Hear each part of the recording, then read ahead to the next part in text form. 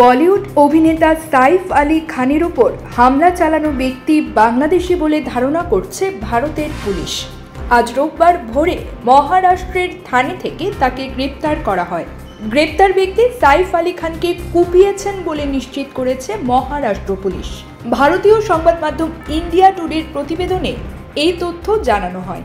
এতে বলা হয়, গ্রেপ্তার ব্যক্তির নাম মোহাম্মদ শরীফুল ইসলাম সাজ্জাদ। তাকে সাইফের বাসভবন থেকে ৩৫ কিলোমিটার দূরে অবস্থিত কাসার ভাদাভালি এলাকা থেকে গ্রেপ্তার করা হয়। মুম্বাই পুলিশের একজন জ্যেষ্ঠ কর্মকর্তা বলেন, গ্রেপ্তার ব্যক্তির কাছ থেকে যেসব তথ্য পেয়েছি তা থেকে ধারণা করা হচ্ছে ওই ব্যক্তি বাংলাদেশি।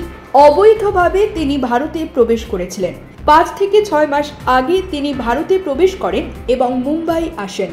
পুলিশ জানায়, গ্রেপ্তার ওই ব্যক্তি নিজেকে বিজয় দাস, মোহাম্মদ ইলিয়াস ও বিজে নামে পরিচয় দিতেন। তিনি একসময় থানেতে একটি পানশালায় কাজ করতেন।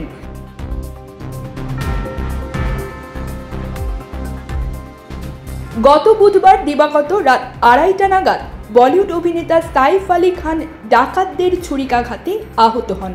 দ্রুত তাকে লীলাবতী হাসপাতালে ভর্তি করা হয়। সেখানে তার অস্ত্রোপচার করা হয়েছে। চিকিৎসকরা জানিয়েছেন, সাইফের মেরুদণ্ডে ছুরি লেগেছে, স্পাইনাল কর্ডে বড়সড় চোট লেগেছে। অভিনেতার মেরুদণ্ড থেকে ২.৫ ইঞ্চি লম্বা ছুরির ফলা বের করা হয়েছে। বর্তমানে অবশ্য সাইফ বিপদমুক্ত। News desk, channel alpha 24।